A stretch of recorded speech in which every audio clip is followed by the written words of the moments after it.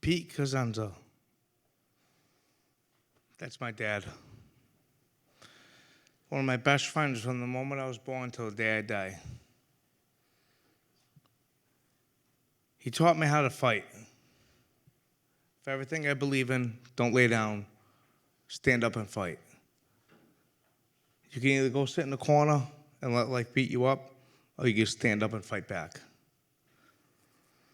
If it wasn't for him, I don't know if I would have endured what I went through in prison. In the 16 years I went away,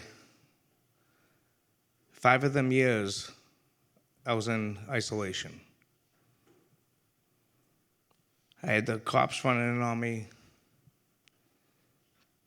2 or 3 times a month, 8 of them at a time, beating me up. I had severe depression.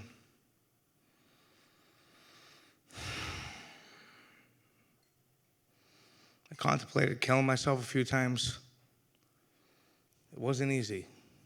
If it wasn't for him and the conversations I had with him and his acceptance of everything I was going through and the teachings he taught me in life,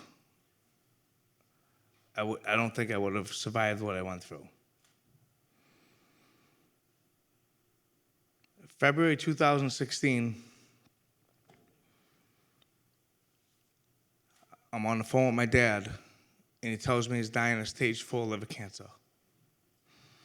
This is the man that, when I went away, I have 2 daughters.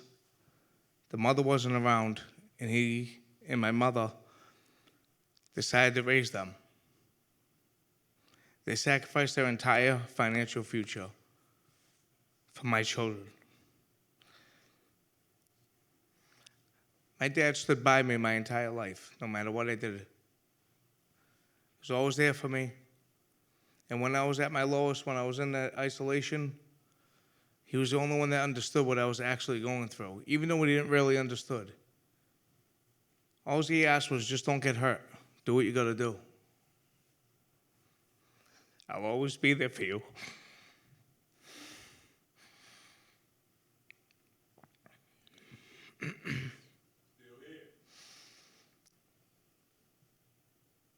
I'm an iron worker in Boston Local 7 Union. I build the skyscrapers in Boston.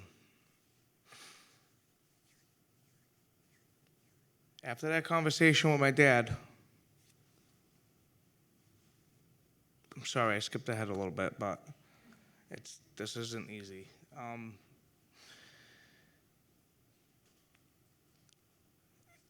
In February 2016, after I had the conversation with my dad about dying, about him having stage 4 liver cancer, I have parole coming up in March.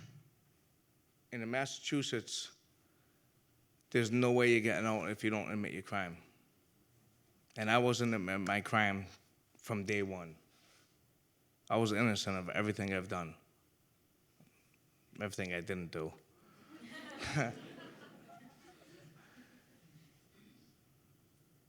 I get a letter from my lawyer stating they changed the laws in Massachusetts on misidentifications. Everything we argued from the beginning to now, they're now saying is true. I think I get you out. That's all the letter said. My emotions are all over the place. I just want to get home to my dad at this point. I'm kind of burnt out with fighting after 16 years. I can't make the decision because the first decision I made was to fight, and I ended up with 20 years. I call my dad and I tell him what's going on. He simply asked me, do you think you can win? I tell him I think I can. I think there's a good shot of us winning. But the reality is if I don't win, I'm never getting home. I'm never gonna see you again. I'm not gonna be able to be with you because you're gonna be gone. He tells me, just like he's told me my whole life, you fight. Fight for what you believe in, because I know you're innocent and you know you're innocent. You fight. You don't give them what you want. I'll die a happy man knowing that you fought.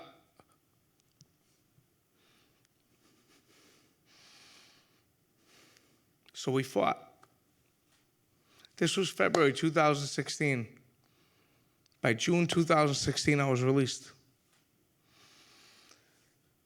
This is one of the most memorable moments of my life because I remember walking in the courtroom. My attorneys tell the judge what the situation is with my father, and he clears the courtroom out. He tells me, "You have as long as you need, Mr. Cosenza. Spend time with your dad." This is the first time in 16 years I've had actual privacy. I don't have another inmate sitting next to me. I don't have a cop telling me or a correctional officer telling me, "You can't touch him like that. You can't be that close to him. You can't lean into him." We held each other and we didn't want to let go. But we had to get on with the court proceedings. I was released a few hours later. For the next year, my dad gained his weight. He got his weight back. He was doing really good.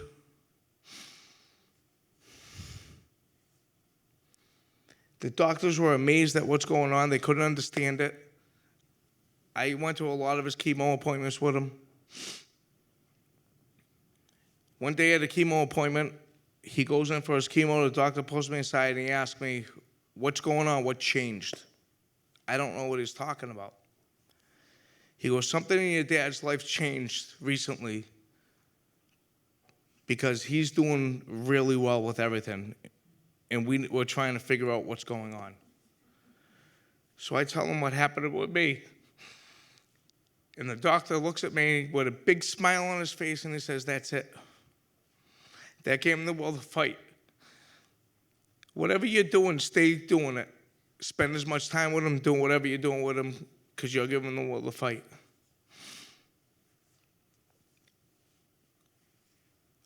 A few months later, I'm hanging off the side of a building. My phone's going off. I can't answer the phone because I probably would have fell. Break time comes around. I look at the phone. It's my mother calling me.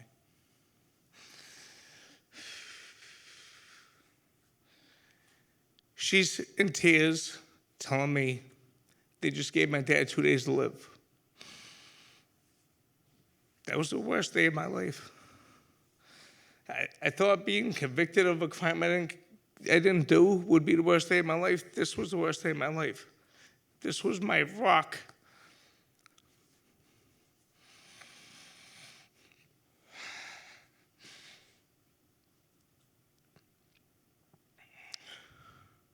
I pack my equipment.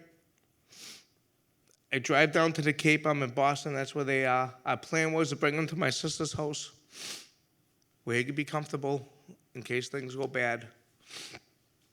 But we were out of time. I'm driving down to the Cape. I'm on the phone with my sister. She's not doing good like none of us are doing good. She just begs me to get him to her house. I get down to the Cape. I see my dad. He's laying in bed, and his face lights up when he sees me. And the first thing he says to me is, "You're home? It's over? You're not going nowhere? Are you staying?" He didn't remember that year and a half I had with him. So just like he taught me, I just sucked it up. I can't let him see my pain. "Yeah, Dad, I'm home. I'm here. I'm not going nowhere. It's all done." "All right," he says. "Thank God." I get him to my sister's house, and he dies the next day. This is what wrongful conviction does to people. This is how bad it kills families. I don't have them 16 years of memories that I should have with him.